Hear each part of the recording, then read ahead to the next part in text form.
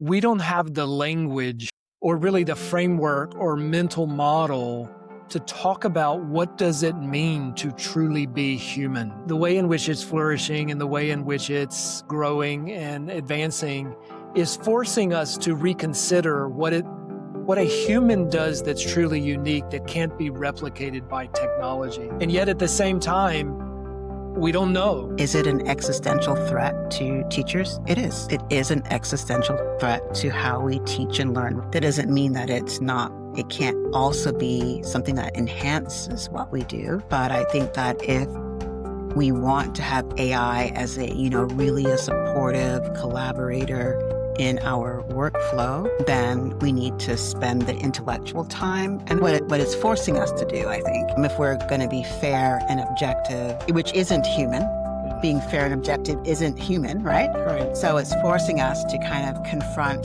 the kind of biases, lies, and the fallacies of what we believe should be right. We're taught, trust what you see, trust what you hear. And now that, I think, is a bigger disruptor than the human, non-human, because now people don't have a reference to gauge truth. And I think that will be a huge, huge problem for a little while. Hello again, Dr. Maxwell. So good to see you. I'm Joe Fambro, and I'm really looking forward to what we're going to talk about today. It's something that's very current. And also, we just finished up a couple of days with talking with around 50 leaders in a room about this very topic. Now, we talked a lot about a lot of other things, but this one came up a great deal. It's on people's mind. And it's related to this UNESCO report that came out in late 2025. I think it was September. The title of that is AI and the Future of Education: Disruptions, Dilemmas, and Directions. Off the top of your head, what emotions or what does that bring up when you think about disruptions and dilemmas around AI and education, Dr. Maxwell? I think one of the highlights of the report was the idea that really resonated with me, that AI isn't neutral. Basically, AI really reflects things like power and values and the inequities that we see in many systems. So really, we're going to have to start thinking really deeply about how we are going to allow use of it in the future of education. And I think the title is really apropos, talking about disruptions and dilemmas, and then hopefully positive directions from here on out. There's one thing that's mentioned, and that is the divide. So there's a significant part of the world that really in a very short period of time now has access to artificial intelligence. But then there's another large section of the world, I want to say around 30%. They don't have access to this technology yet. What is that like from your perspective? What does that mean for the world, and what are the implications of this divide? I think that, if you think about the people in the places that do have it, but still don't interact with it, that number gets much higher, right? So there's a few people that are interacting or playing, experimenting, putting AI to use, and the vast majority of people are not. So I think that just is going to be really challenging in the near future to think about how do we bring everybody along and bring them along in a way that doesn't put them kind of on the back foot, but really how do we involve everybody in this conversation about how we implement AI, how we use AI. I think honestly, part of me feels or fears that it might be a little late, but hopefully you can dissuade me and make me feel better. I was thinking earlier today, there is this sense where certain sections of the world have access to it and then those don't.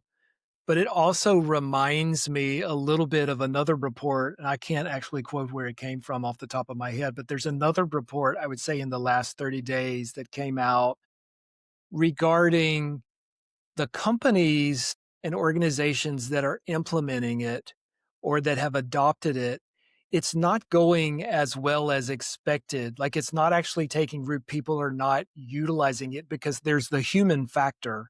So even when it's available, there's Mhm. still this human element to utilizing AI that's really an impediment to us using it, I guess, responsibly and effectively.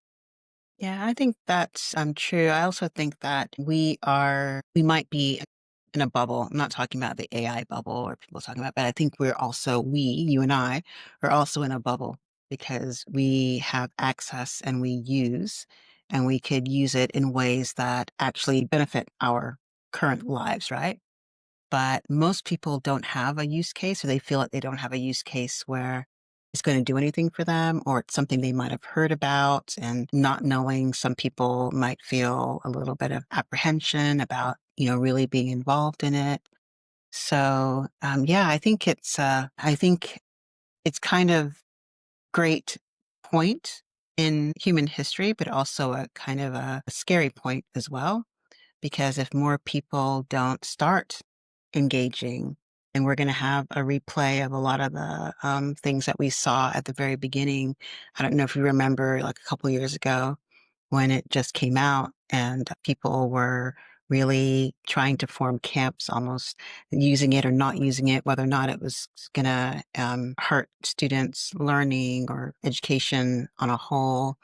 And then you have people who are afraid of it replacing, a generation basically of workers coming out. So there's a lot of fear mixed in with, I think, fear, ignorance, and access. All three of those things were kind of working in concert to give us a not so clear picture of the AI landscape. That's on the one hand, but on the other hand, looking at some of the possibilities, I don't think we're going to have agentic AI anytime soon, but there's what we do have right now is very, very useful. And I can't think of the countless hours that it's saved in my own practice, and it's saving in other people's, work lives, and the efficiencies and just the ability to learn and do and apply things at scale is phenomenal. So you see all the promise of what it can do, but then you see people aren't really engaging because they don't know how to engage. And as educators, we're kind of trying to figure it out. How do we apply it, thoughtfully so that we're not, negatively impacting a generation of students? So that's a lot to really consider. So I can kind of understand both sides of the coin. My assumption is because of the area of education in which you work, which is like future focused, and because you've been a school leader for a long time and you've seen these iterations of different technologies be released. And my assumption is that your point of view is to engage with it. Like, don't ignore it. And you're not going to be able to ignore this completely. You really do need to embrace it and engage it. Is that your point of view? Like, is that where you're Yeah, at? yeah, I am early adopter as usual. So I, started playing with it really early on. I had the privilege of working on some of this in my graduate work.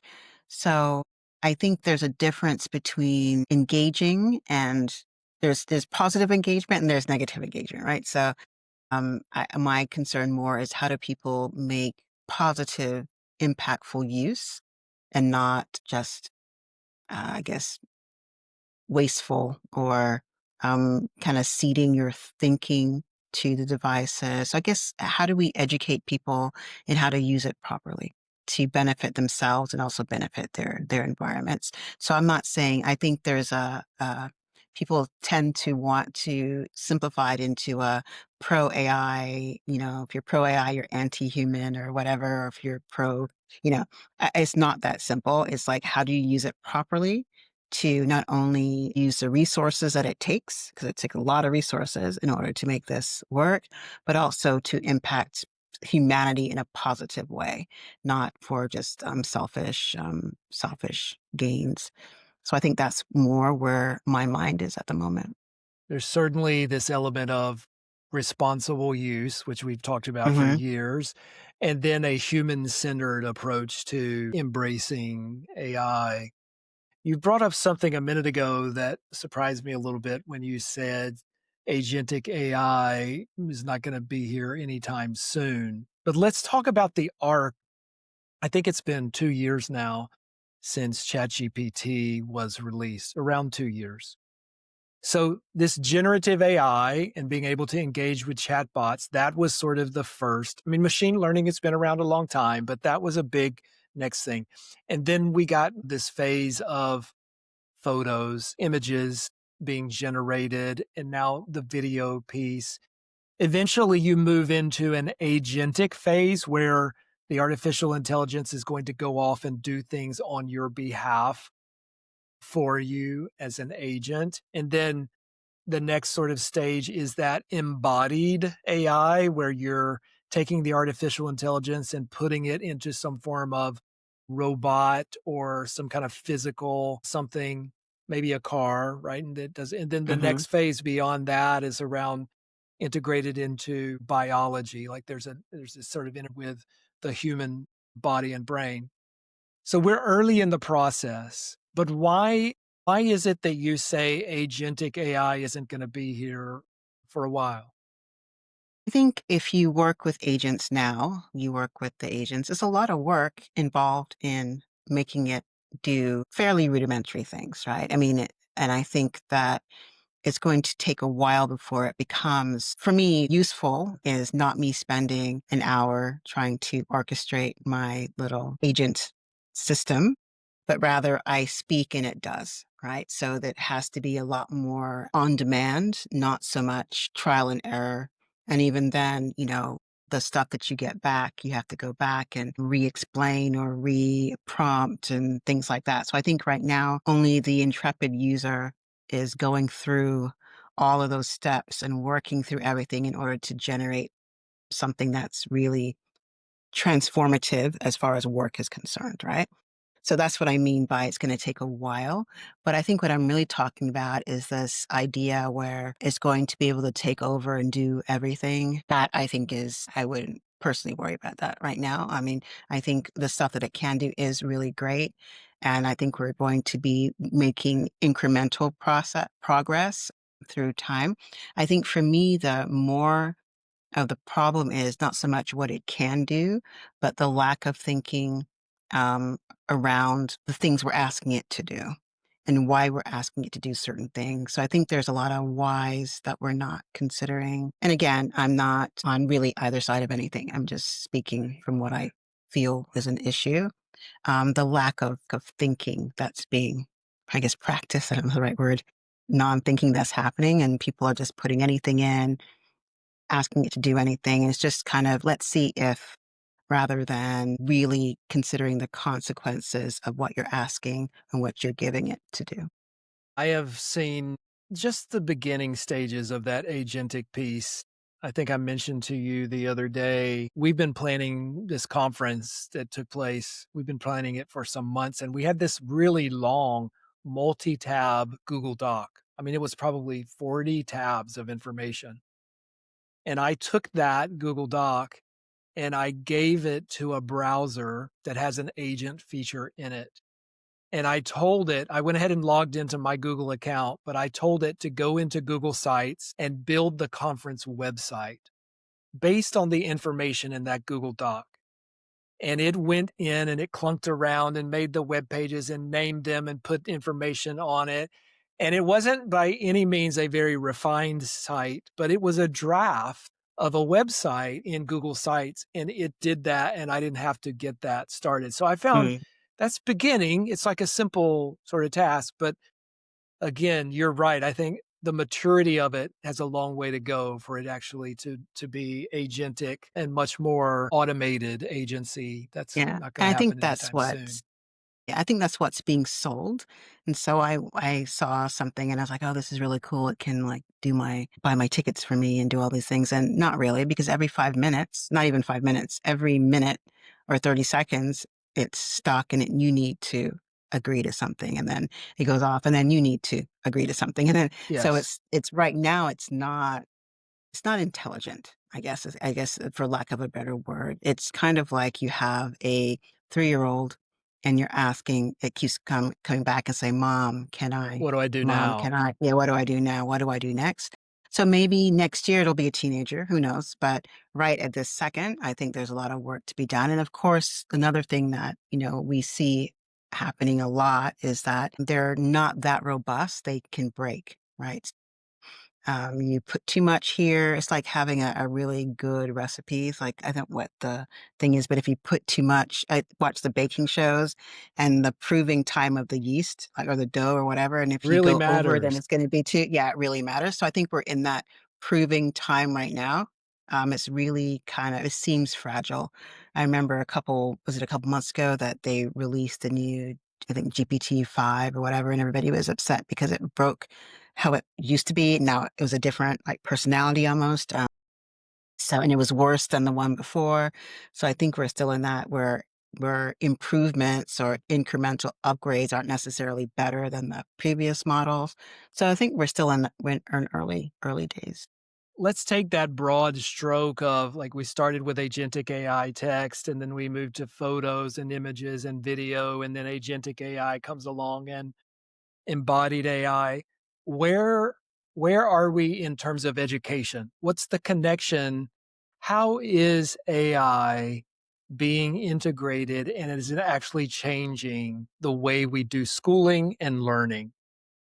I think one thing that is happening is the whole idea about around personalization and differentiation. So AI just off the bat allows a teacher to do that. I mean, at least more so than before, even in its most rudimentary ways. If I have five different types of forget it, if I have 30 different students in my class and I know my students, I can create 30 different ways of explaining something that fits the student best. So I think right now it can do that. I mean, it still takes time because even if you have 30 different ways of explaining or approaching something, you're still going to need the time to then, uh, although you didn't take yourself the time to create the 30 different things, you're still going to have to implement those 30 things. So it kind of swaps out, right?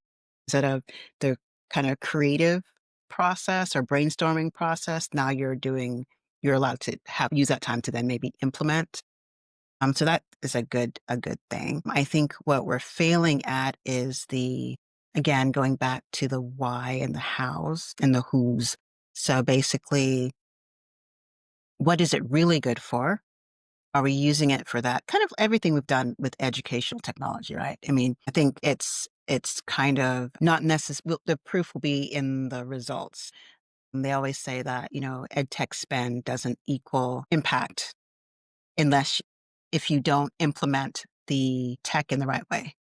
So it's kind of here too, So I think AI, we won't know the impact or that we won't have a positive impact unless we implement it in the right way. And we're so in awe of what it can do right now that we haven't spent enough time looking at how do we implement it in the right way. And I think what's really great about now is that many more people are now being involved in that exact conversation. How do we implement AI in a way that's going to impact student learning and I think teacher learning or just learning in general in a positive way. And each day that goes by, we're learning more and more about how to use it more effectively to aid learning and not just, getting the information in, but retaining it and maybe using it, applying that information. So I think that's going, I think, pretty good as far as the research is concerned. And it's just up to us now to apply some of that learning into our practice. Things that's mentioned in the UNESCO report is that human intelligence has been the focus of learning and education until this point in time. We've obviously utilized technology, but it's been really the human is what holds the intelligence.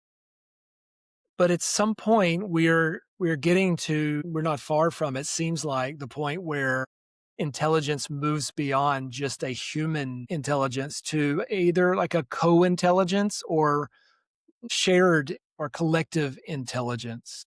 What are the implications of that whenever it's not just the human, but I'm now sharing my intelligence with the artificial intelligence? What are the implications of that for us as teachers and leaders and students and schools? I think this is something else that's also not really new. Because if we think about it, if you cast your mind back 500 years, people were insular. So if you were in England, all you knew was what's happening in England. Whereas now, you have to consider the viewpoints and hopefully you're considering the viewpoints and the perspectives and the ways of learning and knowing from around the world. So I think to a modern person, having this AI co-intelligence might be akin to having a person from, the 10th century who was insular in Europe learning something about what's going on in Asia or something is bringing something new and different.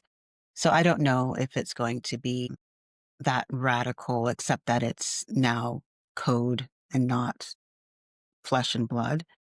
And plus, the flesh and blood taught the code. So I don't know how different that knowledge will be. I think, again, as long as we're making sure that there is, representation in all the voices and it's not just coming from one perspective, I think that would be something to consider. I think it's going to be really helpful as well because we might be used to being the top of the food chain, but we're still kind of top of the food chain. We created AI and we can always unplug or, so there's a kind of right now, there's a kill switch type thing if things kind of go. I'm thinking more along the lines of, sci-fi. I think my mind tends to go there, but I don't think is particularly different. I think we've done it before and we can do it again, at least in an analogy, analogous situation.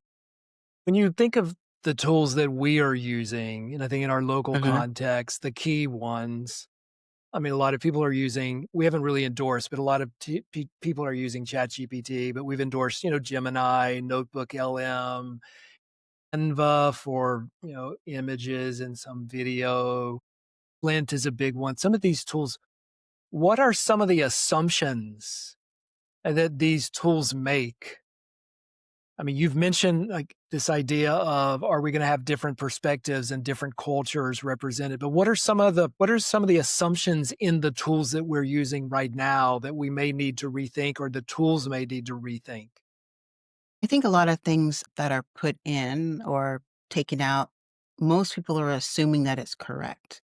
And I think that's probably a problem and not pushing back enough to test or not test, but challenge the information that they're getting from the various LLMs. I also think we've been throughout most of our lives, we're taught trust what you see, trust what you hear. And now that I think is a bigger disruptor than the human, non-human, because now people don't have a reference um, to gauge truth.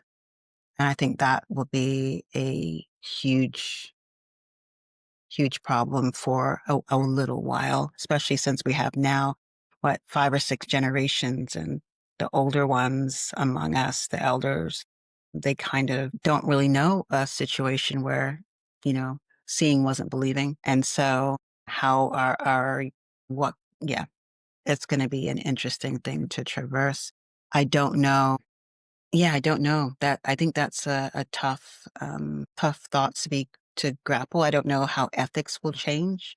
I don't know how, I think the kind of the softer things like ethics, morality, are we going to kind of put efficiency and kind of quantitative above qualitative and, feelings, empathy, that kind of thing.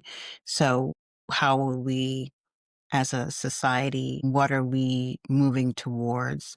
So what is the general proposition of humanity going to be, or the general personality of humanity going to be? And I think we touched on that a little bit at our conference, but I also think that that also moves us into very dangerous waters because that doesn't belong to any one people or group of people to decide that. And if they then code that into the AI, it could be a negative. It could have a negative impact on the large swaths of the globe. When you read the report from UNESCO, there is this focus on like human-centered AI, and that has sort of been the mantra over the last at least a year from all of the different organizations and different entities that are talking about AI. How do we ensure that humans still flourish and that humans are still in control of the artificial intelligence? One of the things, though, that strikes me is we don't have the language or really the framework or mental model to talk about what does it mean to truly be human.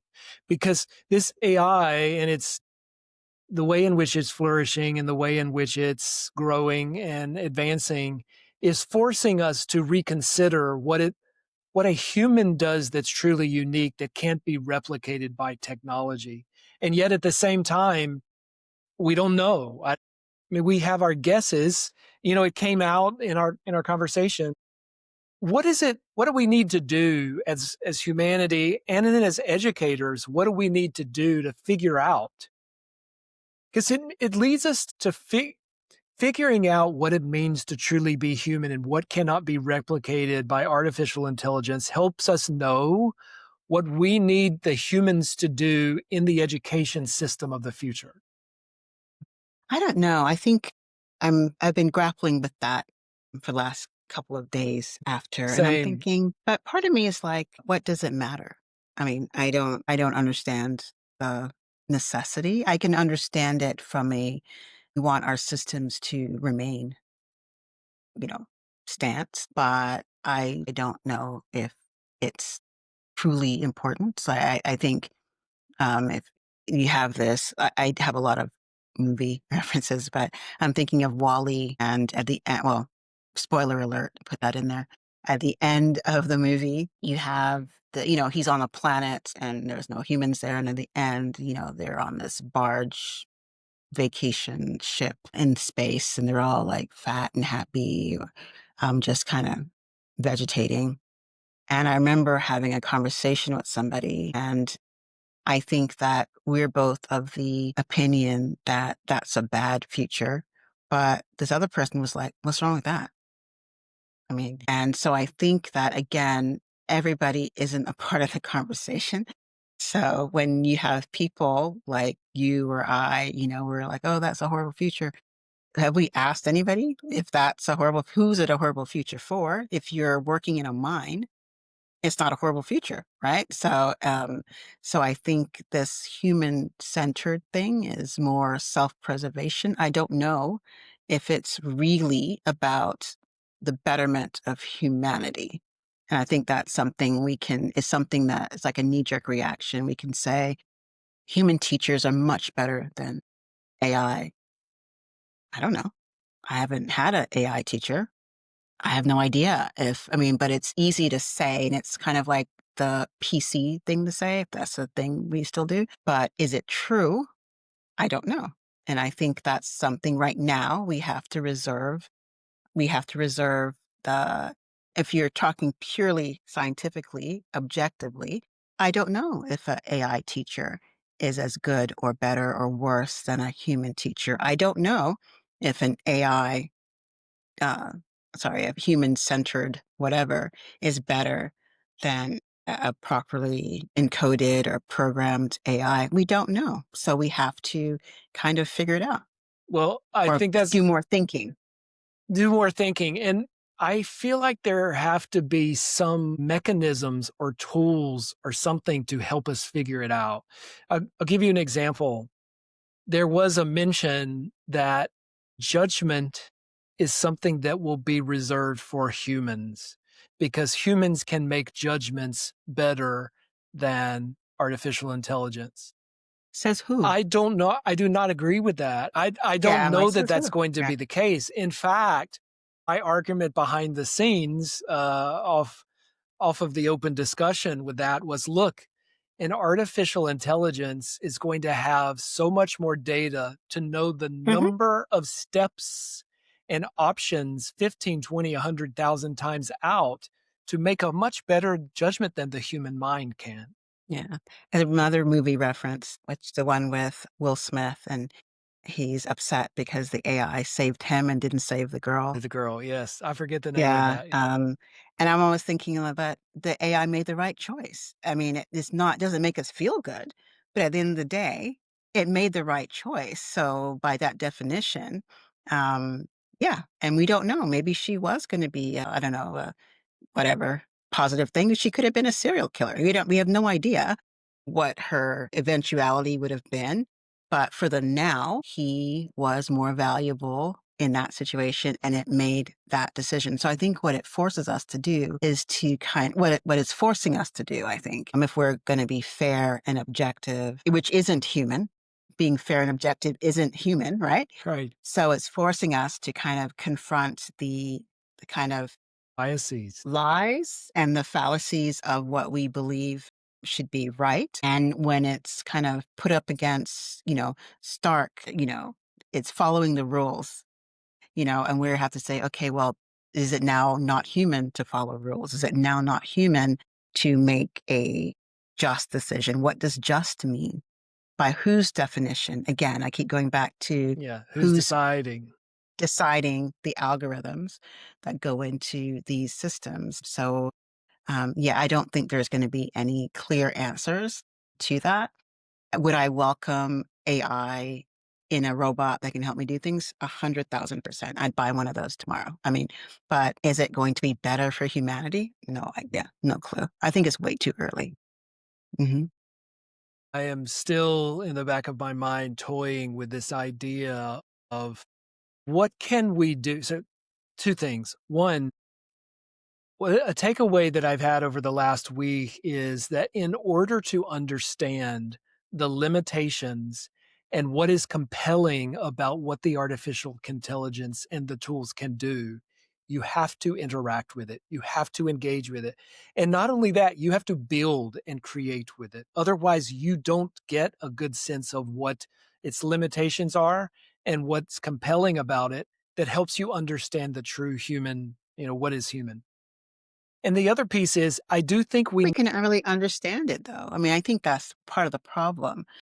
yes, This definition of human, we don't have a definition that will now, um, I'm gonna say suffice. Before, a human was a person with flesh and blood who, because all humans can't think, so that thinking has nothing to do with it, really. You could be comatose or whatever, and you're a human.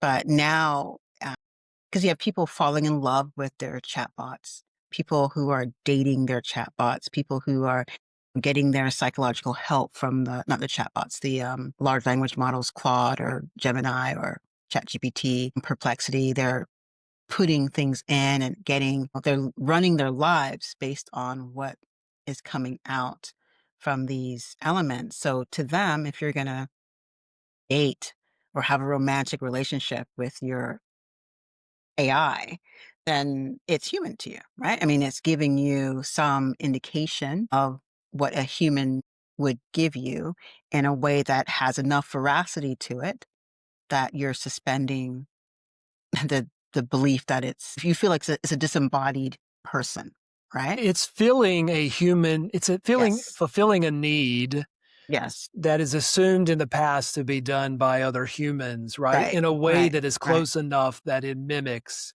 what humans do. Yeah. I think there's a sense though where what are the limitations of being a human? Let's don't use the definition of human, but let's use the definition of Hmm. human intelligence. Human Hmm. intelligence has some limits, and artificial intelligence has some limits. Where do those cross, and where are the boundaries of those where one can do something and the other can't? We don't know, and it's going to continue to No. change.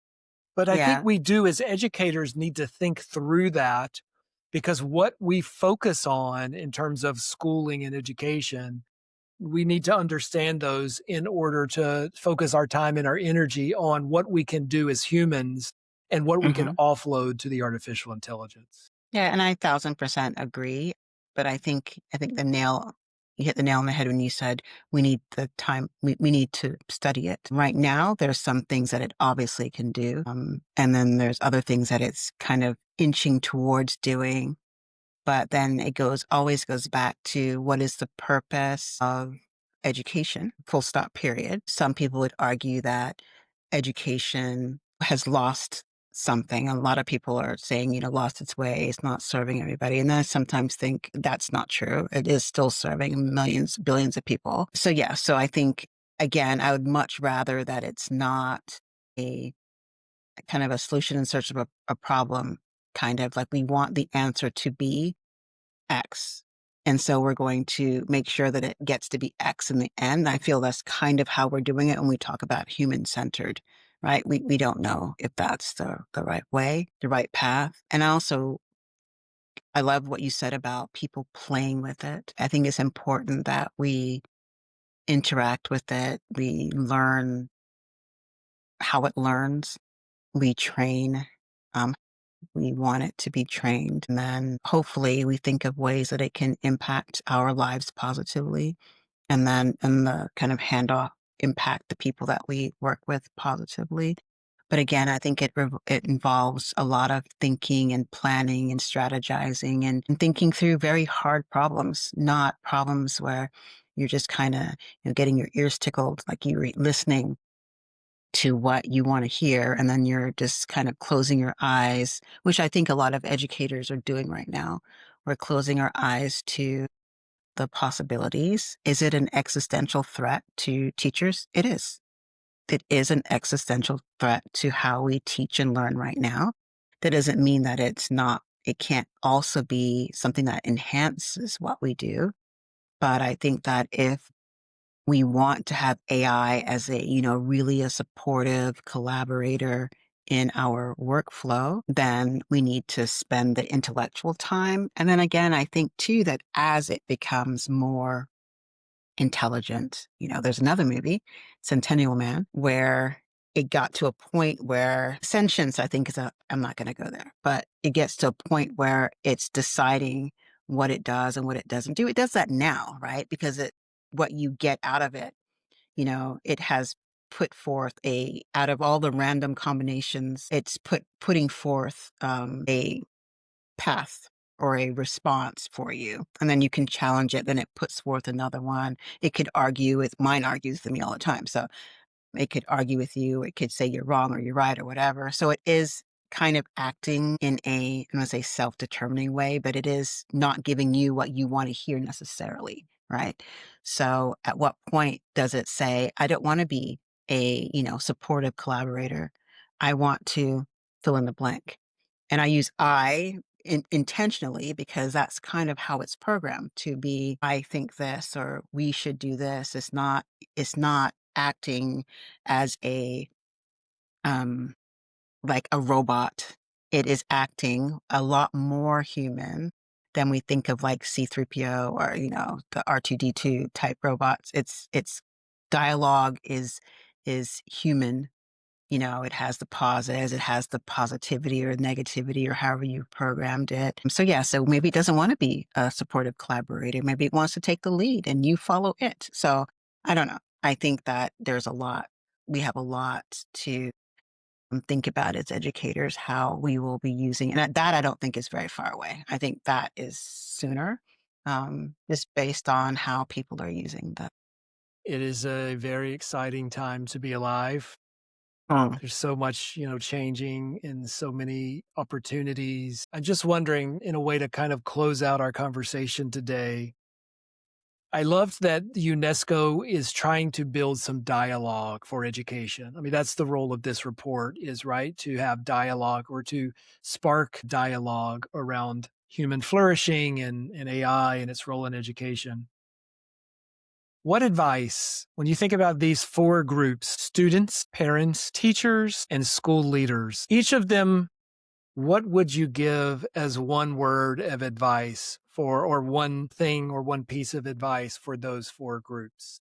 I would say one word is action. And I think action for positive impact, right? So, how am I as a student learning how to use the devices? How am I using it to enhance my learning, not to replace my learning, right? As a teacher, how am I using it to differentiate and be able to reach students who are either marginalized, or have learning differences, who can't afford human tutors, that kind of thing. How am I using it to kind of level the playing field for all students? As an administrator, a teacher, a leader, I would think, how am I supporting the positive use of AI in my environment? Am I showing myself to be afraid of it? Or equally bad, am I showing myself to be too strong a proponent for it? I think there's a thoughtful, might be slower, might be like really pedantic, but there's a more measured approach to actually implement it correctly. And as parents, I think to recognize that the paradigm that we have had in education, the kind of the you do good here, then you go here, you do good, and you come out and you do. I think that's forever changed, and I think it's going to be a pretty tough road for a lot of these younger graduates for the next couple of years, as we, as a society, figure out what we're doing. And so maybe as a parent, you might need to support your child more. It might extend their dependency on family and community and things like that, as we all kind of wrestle together to figure out what the new, I don't say order, but the new situation Paradigm. is going to be like. Yeah. And it's not going to be something we're going to figure out tomorrow. Yeah. Yeah. Very interesting, fun conversation, Yeah. and appreciate you taking time to talk today. We'll do something. Maybe I don't know what our next topic will be, but so far I really just enjoy being able to take some time out to talk about interesting and emerging technologies that really that are impacting us now, but have the opportunity and there really is a chance that this can make the world better and make us better as humans if we leverage it correctly. And if we want to, I think that's the other one. If We we have to make the really choice. want to, we have to make the choice. Yeah. Yeah. All right. Thanks, Joe. See you later. Take care. Bye bye.